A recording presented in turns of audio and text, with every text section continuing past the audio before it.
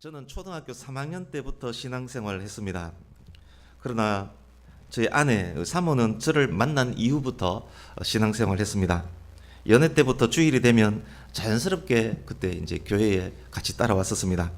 결혼식도 목사님 주례하에 기독교식 결혼식을 했습니다. 결혼 후에 처음 정착한 곳은 서울 중랑구 신내동이었습니다. 신혼집 아파트 단지 앞에 있는 교회에 그때 이제 거기 이사 가서 함께 등록을 했습니다. 그때부터 아내는 새벽 예배를 다니기 시작했습니다. 세례도 받기 전에 저와 함께 찬양대를 같이 섬겼었습니다. 그때가 아마 1998년이었던 듯합니다. 지금 아내는 기억하는지 모르겠습니다만 아마 기억 못할 것입니다. 아내는 기억 못하겠지만 그때 다녔던 교회와 관련된 이야기를 하나 잠깐 하려고 합니다. 아마 그때가 부흥회였던 듯합니다. 강사 목사님이 설교 중에 예화 하나를 들었습니다. 세세한 스토리는 기억나지 않지만 대략 이런 이야기였습니다. 한국 전쟁 당시 어느 주일 북한 땅 어느 교회에서 있었던 일입니다. 이거는 그 강사 목사님이 한 이야기를 지금 하는 겁니다. 주일 예배가 끝날 즈음에 교회에 갑자기 무장한 인민군이 들이닥쳤습니다. 총구를 겨누고 앞에 나가서 예배에 참석한 모든 사람들을 이 인민군이 협박을 합니다. 이렇게 말합니다. 예수쟁이들 다 죽여버리겠다. 더 이상 예수 믿지 않겠다고 다짐하는 사람들은 살려주겠다. 더 이상 예수 믿지 않겠다고 다짐하는 사람들은 지금 당장 교회를 나가라. 여기 내가 불태워버린다. 이렇게 협박을 합니다. 우르르 몇 사람이 교회를 뛰쳐나갔고 인민군은 교회 문을 걸어 잠궜습니다. 그리고 그중 한 사람이 앞에 나가서 이런 말을 합니다.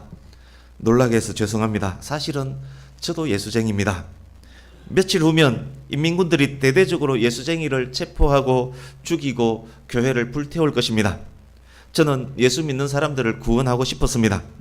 그러나 가짜 예수쟁이들은 걸러내고 싶었습니다.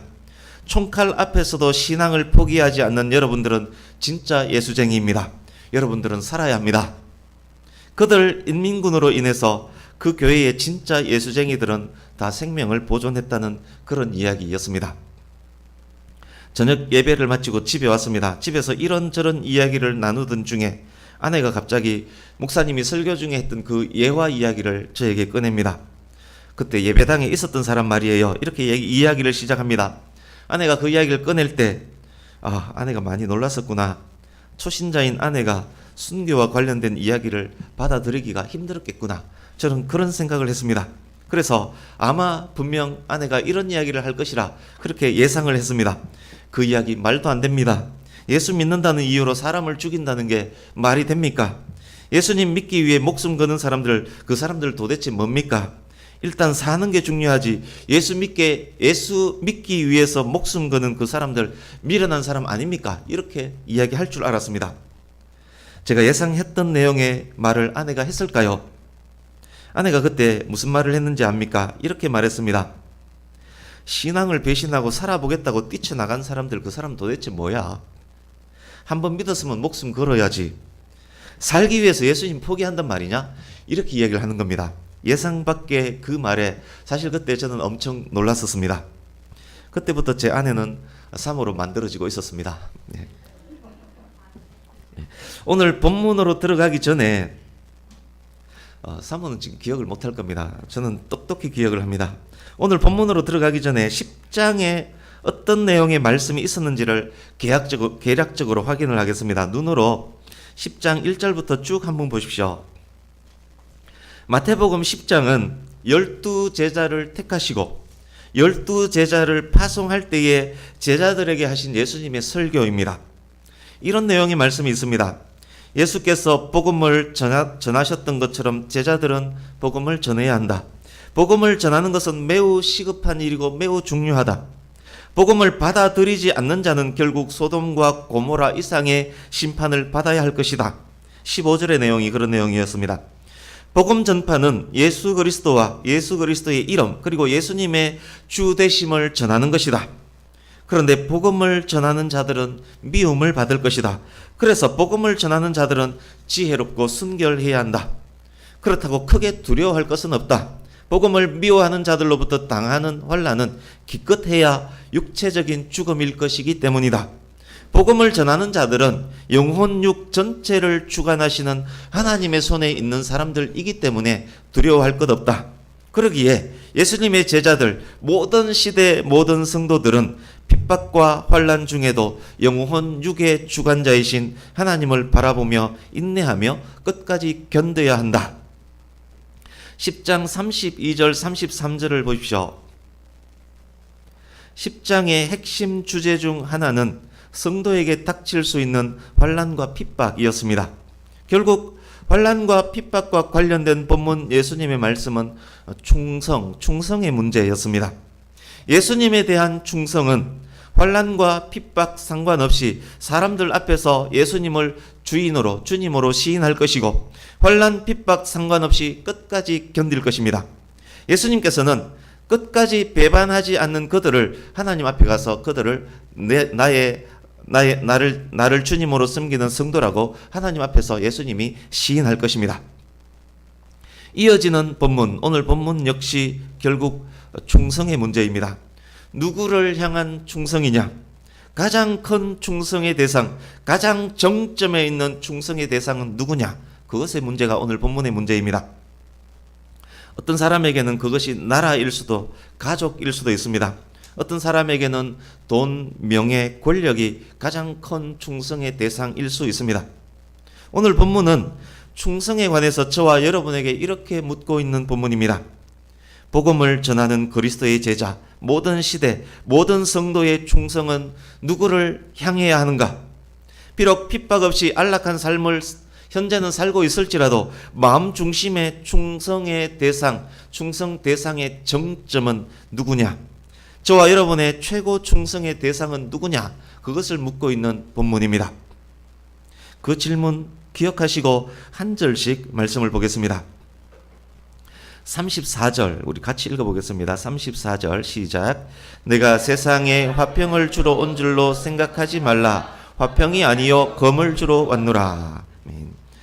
많은 사람들이 메시아는 화평을 위해 온 분으로 상상을 했었습니다. 그런데 예수께서 그 생각과 상상을 지금 깨버립니다. 화평을 위해 온 것이 아니라 칼을 주러 왔다라고 말씀합니다.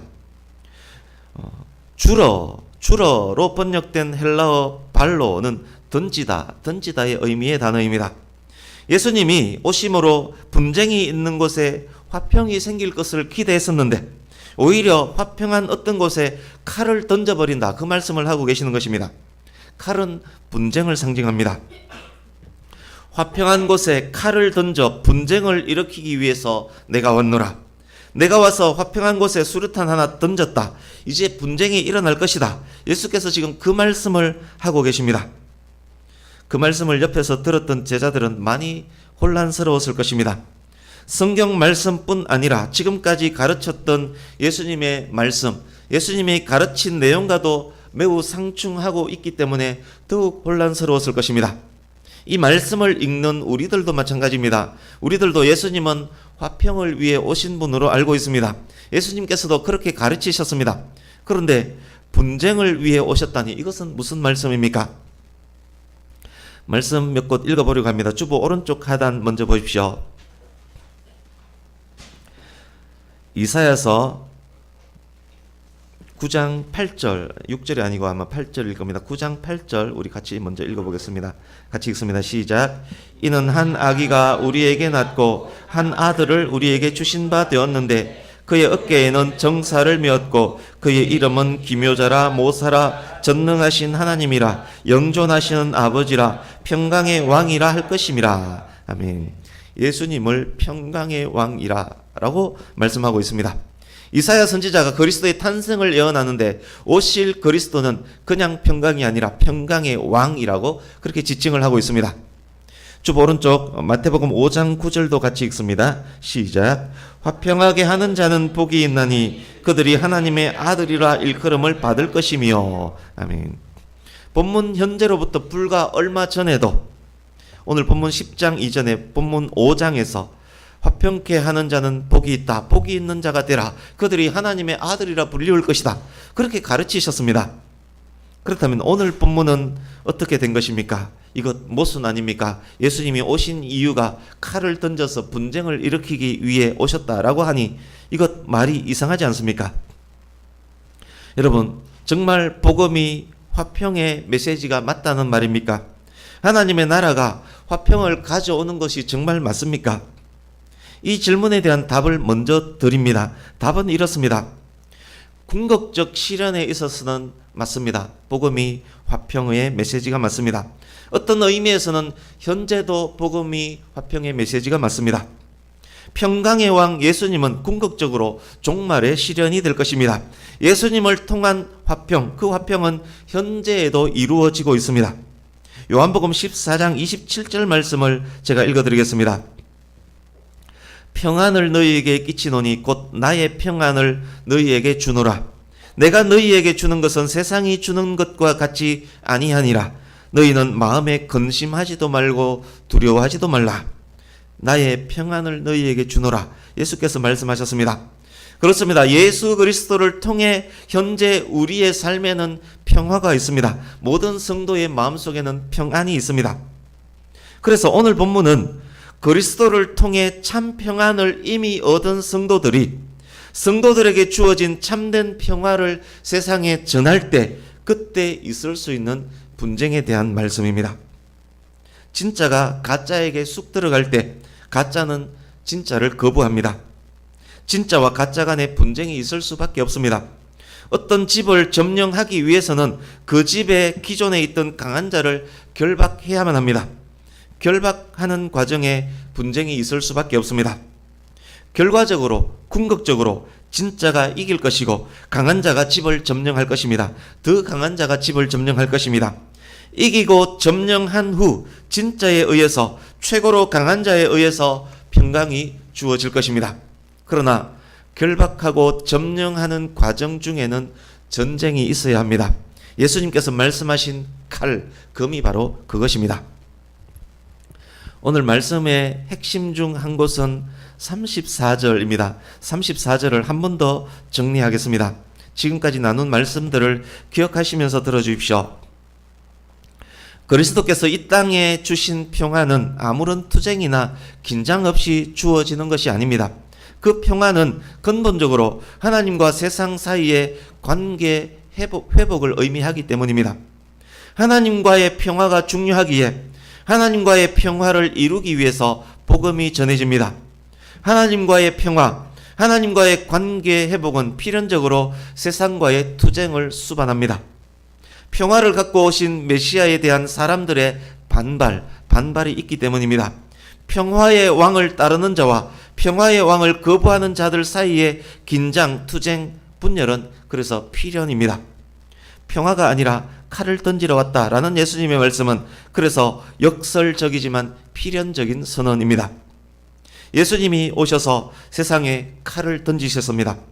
예수님이 던지신 칼로 인해 분쟁이 발생합니다. 인간관계에 분열이 일어납니다. 이러한 분열은 심지어 가족 속에서도 심각하게 일어납니다. 35절, 36절을 같이 읽습니다. 35절, 36절 시작. 내가 온 것은 사람이 그 아버지와 딸이 어머니와 며느리가 시어머니와 불화하게 하려 함이니 사람의 원수가 자기 집안 식구리라. 아멘. 예수님과 예수님을 따르는 제자들이 복음을 전파합니다. 복음에 대한 반응은 각양각색입니다. 가족 안에서도 복음으로 인한 반응이 각양각색으로 나타날 것입니다. 가족들 안에서도 복음으로 인하여 분쟁이 일어날 것입니다. 예수님이 던진 복음은 가족 안에서조차 칼이 되어서 분쟁을 유발시킵니다. 이해가 되십니까? 과연 복음 때문에 가족 안에 분쟁이 일어날 수 있다는 말입니까? 예를 들어 보겠습니다. 우리 가족이 프로야구 경기를 관람합니다. 기아와 삼성이 경기 중입니다. 아내는 기아 팬이고 저는 마음속으로는 삼성 팬입니다. 저는 공개적으로는 삼성을 응원하지 않습니다. 아내 앞에서는 기아 화이팅, 뒤에 가서는 삼성 이겨라 그럽니다. 어쩌면 왜 그렇게 하느냐? 어쩌면 작은 분쟁이 일어날 수 있기 때문입니다. 선거철에 심각한 분쟁이 가족 안에서 일어나는 경우가 많습니다. 아버지와 아들이 지지하는 대상이 다릅니다. 아버지는 태극기 집회 출신이고 아들은 촛불 집회 출신입니다. 정치 문제로 아버지와 아들이 논쟁한다면 답이 안 나옵니다. 목사님들끼리도 정치 이야기하면 답이 안 나오는 경우 종종 있습니다. 고성이 오갈 수 있고 마음상에 삐칠 수 있습니다. 그것보다 더욱 심각한 것이 종교적인 문제로 일어나는 가족 간 분열입니다. 종교의 자유가 보장되어 있는 우리나라에서조차도 종교적인 문제로 가족 간 분쟁이 일어나는 것은 너무도 자주 보이는 그런 현상, 그런 상황입니다. 그렇습니다. 복음이 없는 곳에 복음이 쑥 들어간다면 그것은 화평한 어느 곳에 칼을 집어 던지는 것과 같습니다. 결국 그 일로 예수님께서 십자가를 지시야만 했던 것입니다. 가짜가 많은 그곳에서 진짜 예수님이 들어가니까 거부와 반발이 일어나고 그 일로 예수님은 십자가를 지신 것입니다. 복음이 없는 곳에 복음이 던져지고 그것이 분쟁이 되는 것. 교회 역사의 상당 부분이 그런 분쟁의 역사입니다. 전 세계 곳곳에 뿌려진 순교자의 엄청난 피가 그것을 말해주고 있습니다. 이런 일들은 현재도 세계 곳곳에서 일어나고 있습니다. 복음의 목적이 하나님과의 궁극적 평화를 위한 것이지만 복음의 목적이 가족 간의 평화를 깨트리는 것은 아니지만 그렇지만 복음으로 인해 복음을 거부하는 집안 식구와 원수가 되는 것, 그것은 흔히 있는 일입니다. 그것은 필연적으로 발생하는 일입니다. 복음으로 인한 분쟁과 불화, 충성에 대한 대상의 충돌로 일어나는 불가피한 현상입니다. 그렇지만 이런 불화로 인해 예수님을 향한 제자들의 충성이 흔들려서는 안 됩니다. 부모와 자녀와의 관계, 가족에 대한 충성, 그것이 매우 중요하지만 그것이 예수님과의 관계보다 우선되어서는 안 됩니다. 예수께서 지금 가족 사랑을 금하는 것 절대 아닙니다. 가족에 대한 충성심이 예수님을 향한 충성심을 능가하는 것을 금하고 계십니다. 제자들이라면 예수님의 요구와 가족의 요구가 충돌할 때 예수님의 요구를 우선순위에 두어야 합니다. 그렇게 하지 않는 자들은 예수께 합당하지 않습니다. 37절 말씀이 그 말씀입니다. 이제 38절입니다. 예수께 합당한 자들이 되기 위해서는 자기 십자가를 지고 예수의 발자취를 따라야 합니다. 일반적으로 자기 십자가라고 하면 개인이 감당해야만 하는 삶의 문제나 공경을 나타내는 말이다 라고 이해합니다. 그러나 본문의 자기 십자가의 의미는 자기 부정, 자아의 죽음을 수반하는 철저한 순종과 그 순종으로 예수님을 따르는 것을 말합니다. 실제적으로 38절의 자기 십자가는 목숨을 잃는 것과 관련이 있습니다. 자기 십자가를 지는 것은 그것은 자기 부정, 순교라는 결과를 낳을 수 있기 때문입니다.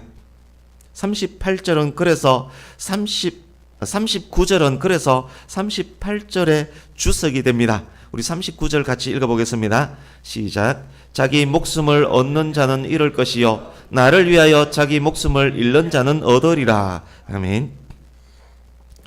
임진왜란 당시 한산도에서 대전을 남겨두고 이순신 장군이 한 말이 있습니다. 생적사 사적생. 39절 말씀을 읽을 때면 저는 거의 이순신 장군이 생각이 납니다. 이순신 장군이 성경을 몰랐을 텐데 어찌 이것을 인용했을까 그런 생각도 해봤습니다. 살고자 하면 죽을 것이요 죽고자 하면 살 것이다 라는 말입니다. 39절 말씀이 이순신의 말과 상당히 비슷하지만 많이 다른 말입니다. 이순신 장군의 말은 현실의 생사, 육신의 생사와 관련된 말입니다만 예수님의 말씀은 영생, 영혼, 육의 생사와 관련된 말씀입니다. 39절 보십시오. 자기 목숨을 얻는 자는 원어는 찾는 자는 발견하는 자는의 뜻입니다. 즉 자기를 위하여 찾고 발견하고 얻는 자는 잃을 것이요 결국 자기 생명을 잃는다는 말입니다. 미래에 임할 하나님의 나라를 얻을 수 없다는 말입니다. 자기를 위하여 무엇인가 찾고 찾는 자는 잃는다는 말입니다. 그러나 자기 목숨을 잃는 자는 즉 자기 부정 심지어 순교까지 하는 자는 얻으리라. 미래에 임할 하나님의 나라를 획득한다는 말씀입니다. 그런데 중요한 조건이 있습니다. 자기 목숨을 잃는 자는 생명을 얻게 되는데 나를 위하여라는 조건이 붙습니다. 예수님을 위하여 자기 목숨을 잃는 자는 얻게 될 것입니다. 이순신 장군의 말은 죽을 각오로 싸우면 죽지 않을 것이다 라는 말이었습니다. 그것은 현실에서는 죽지 않을 것이라는 말입니다. 예수님의 말씀은 자기를 위하여 추구하고 획득하는 자는 결국 천국을 잃을 것이지만, 그러니까 자기의 가장 큰 충성을 오직 자기를 위하여 바치는 자는 천국을 얻지 못할 것이지만, 예수님을 위하여 자기를 부정하고 순교까지 감내하는 사람은 천국을 획득할 것이라는 말씀입니다. 이것은 현실의 육체적 죽음을 초월하는 말씀입니다. 지금 제자들은 예수님을 위하여, 즉 복음을 위하여 비록 그것이 죽음의 자리일지라도 무조건적인 순종으로 예수님을 따르라는 그런 가르침을 받고 있는 중입니다. 그 일로 심지어 가족 간의 화평이 깨어지고 심지어 죽음에 이를 수도 있지만 그것은 오히려 생명에 이르러는 길이 됩니다. 이제 말씀을 마무리해 가려고 합니다. 여러분 어떻습니까? 이 말씀을 받을 만 하신지요? 우리 교회 성도님들 중에는 신앙생활 시작한 지 얼마 안 되는 분들이 계십니다. 가족이 신앙으로 하나가 되지 못해서 실제 이런 문제를 겪고 있는 분들도 있습니다. 나에게 이런 상황들이 현실이 된다면 과연 나는, 오늘 말씀을 들으면서 과연 나는, 그렇게 생각하는 분들도 계셨을 것입니다. 사실 우리가 성경 읽기 본문 중에 이사야서가 있습니다. 그래서 오늘 본문 말씀을 정할 때 이사야서 44장 말씀과 지금 전하고 있는 이 본문 말씀 중에 무엇을 전해야 하나 고민이 많았었습니다. 혹 신앙의 연륜이 짧은 분들에게 이 말씀이 부담이 되면 어떡하나 그런 고민도 있었습니다. 그렇지만 이 말씀을 본문으로 정할 수 있었던 것은 제 신혼 때 신앙생활 경력 초짜인 세례도 받기 전 아내가 한 말이 기억났기 때문에, 그래 이 말씀 전해도 되겠다, 우리 교회 새신자가 계시지만 이 말씀 전하자, 이렇게 본문으로 정했습니다. 이 말씀을 받기 어렵거나 이 말씀을 오해할 분이 한 분도 없을 것임에 대한 확신이 생겼기 때문입니다. 예수님은 평강의 왕으로 오신 분입니다. 그렇지만 그 평강은 궁극적 평강을 말하는 것입니다. 궁극적 평강을 위해서는 일시적 평화가 깨질 수도 있습니다.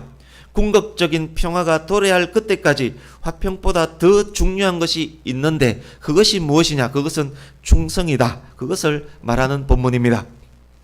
예수님에 대한 충성은 심지어 가족 관계에까지 영향을 미칠 수 있습니다.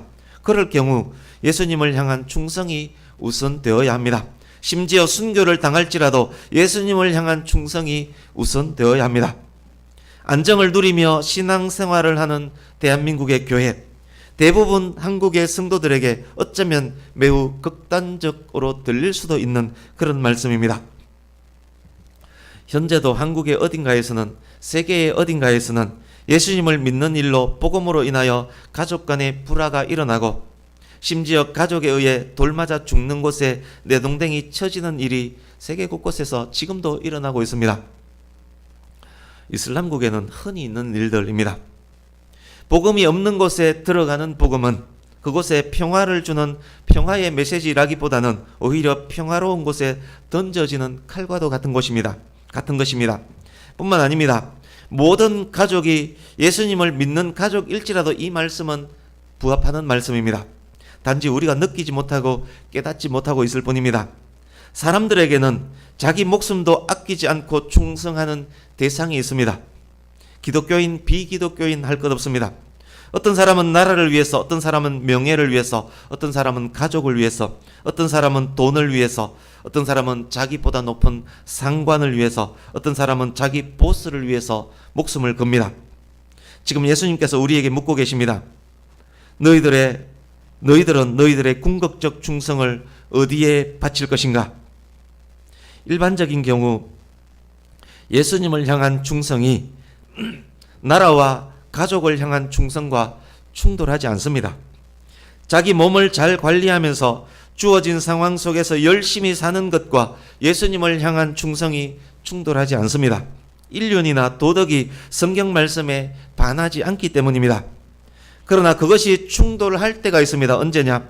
개인주의가 팽배할수록, 돈을 섬기는 사람이 많을수록, 교회에 다니고 있지만 자기가 궁극적으로 섬기는 것이 돈이라면, 진짜 복음이 들어가면 그 사람 마음속에 칼이 던져질 수 있다는 말입니다. 시대가 악하면 악할수록, 인간이 타락하면 타락할수록, 그가 교회에 나오는 사람일지라도 그가 타락의 길로 걷고 있다면 진짜 복음이 들어가면 그 마음속에 충돌이 일어날 수 있습니다. 그럴수록 충돌은 더욱 심해질 것입니다. 성도님 여러분, 제 질문에 마음속으로 대답해 보시기 바랍니다. 시대가 악해지고 악해져서, 인간이 타락하고 타락해져서 나라를 위한 충성과 그리스도를 향한 충성이 충돌한다면, 명예를 위한 충성과 그리스도를 향한 충성이 충돌한다면, 가족, 돈, 상관, 보스 등을 향한 충성과 그리스도를 향한 충성이 충돌한다면 여러분은 그 충성을 어디에 바칠 것입니까? 여러분의 그 결정이 가족, 세상, 정부, 권력 등과 분쟁을 유발시킬지라도 내 마음에 갖고 있는 그 충성의 대상과 복음이 충돌을 유발시킬지라도 여러분께서 방금 나는 이곳에 충성을 하겠습니다, 그렇게 결정했던 그 결정을 포기하지 않으시겠습니까? 심지어 죽음에 내몰릴지라도 그 결정을 포기하지 않으실 수 있습니까? 한 미천 챙기기 위해서 예수님을 거부해야 한다면 거부하는 사람들 많습니다. 당선되기 위해서 기독교인이 아니라고 해야 한다면 아니라고 할 사람들이 있습니다. 선거철이 된다면 분명 그분이 장로인 줄 제가 뻔히 아는데 불상 앞에 가서 절하는 사람 많이 봤습니다. 당선되기 위해서 기독교인이 아니라고 해야 한다면 아니라고 하는 사람 지금도 많이 있습니다. 내 남편, 내 자식의 세상적 성공을 위해서 예수님을 부인해야 한다면 부인할 사람 많습니다. 결국 그 사람들은 자기를 위하여 예수님을 버리는 사람들입니다. 결국 39절 말씀으로 귀결됩니다. 자기 목숨을 위해 사느냐, 예수님을 위해 사느냐? 자기 목숨을 위해서 충성하느냐, 예수님을 위해서 충성하느냐? 예수님께서 말씀합니다. 자기 목숨을 위하여 예수님에게 충성하기를 포기하는 자는, 예수님이 아닌 자기 자신을 위해 사는 사람은, 자기 십자가를 지고 예수님을 따르지 않는 사람은, 그 사람들은 모두 나에게 합당한 사람이 아니다. 그렇습니다. 예수님과 관계없이는 진정한 생명이 존재할 수 없습니다. 예수님에게 최고의 충성을 드리지 않는 사람은 예수님에게 합당할 수 없습니다. 이제 말씀을 맺습니다. 개인적 성취, 자아의 실현, 이런 것들 중요한 일입니다. 현대 심리학은 그것이 사람의 최고의 가치라고들 합니다. 그래서 많은 사람들이 그것을 위해서 살아가고 있습니다. 그래서 그것을 성취했다고 가정해 보겠습니다. 지금 여러분께서 100억을 목표로 돈을 벌고 있습니다. 100억을 벌었다라고 가정해 보겠습니다. 원하는 학문, 원하는 지위에 도달했다라고 가정해 보겠습니다. 여러분, 그렇게 도달했다면 그 사람이 무엇을 성취했습니까? 그 사람이 그것을 통해서 생명을 얻었습니까? 그 사람이 그것을 통해서 참 평안을 얻었습니까? 그들이 원했던 자아 실현 했다고 칩시다. 그것은 낮은 수준의 천박하고 일시적인 성취일 뿐입니다. 그것을 통해서 생명 얻기를 추구했던 사람들은 결국 좌절을 겪게 될 것입니다. 그것을 통해서 진정한 평안을 갖기 원했던 사람은 결국 좌절을 겪게 될 것입니다. 그러나 세상이 추구하고 이해하는 그런 방법으로 자기 성취를 추구하지 않고 자기 자신보다 예수님과 하나님의 나라를 더욱 사랑하는 사람들은, 그 사람은 영원한 생명을 얻을 뿐만 아니라 진정한 의미의 자아 실현을 한 사람들입니다. 죽을 때 나의 삶은 성공했구나, 나는 천국 가는구나, 이렇게 말할 수 있는 사람들, 그 사람이 진정한 성공자가 아니겠습니까?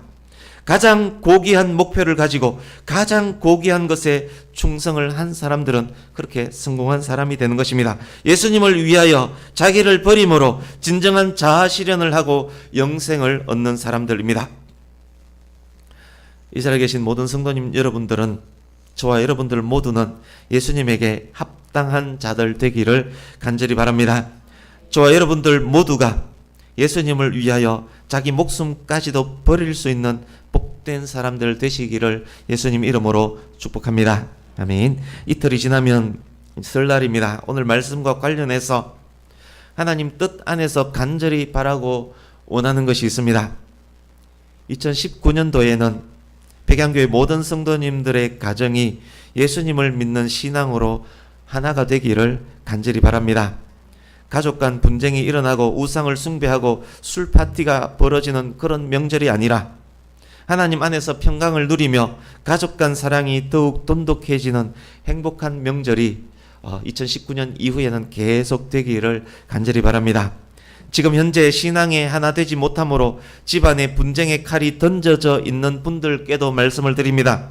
더욱 바른 삶을 사시고 더욱 믿음으로 인내하시고 더욱 기도하시고 더욱 충성하시기를 바랍니다. 그 충성이 하나님의 기억하심이 될 것입니다. 이 풍랑이 있었기 때문에 신앙으로 하나가 될 먼 훗날 그때 이 평강은 더욱 빛나게 될 것입니다. 제 경험적으로 확신하는 것이 있습니다. 신앙을 위해서 핍박을 받았던 사람들, 그분들을 하나님께서 끝까지 챙겨주신다는 것입니다. 신앙을 지키기 위해서 고생, 고난, 어려움, 핍박, 환난 당했던 그분들의 2대, 3대를 보십시오. 그 가정은 얼마나 복된 가정이 되는지 모릅니다. 그래서 나의 조상 중에 순교자가 있다. 그것이 얼마나 큰 복이 되는지 모릅니다. 그것은 신앙의 역사, 기독교의 역사가 말해주고 있습니다. 그래서 우리가 간직한 그 충성 끝까지 잘 간직하시고 그 충성이 가문 대대로 이어가시기를 예수님 이름으로 축복합니다. 아멘. 기도하겠습니다.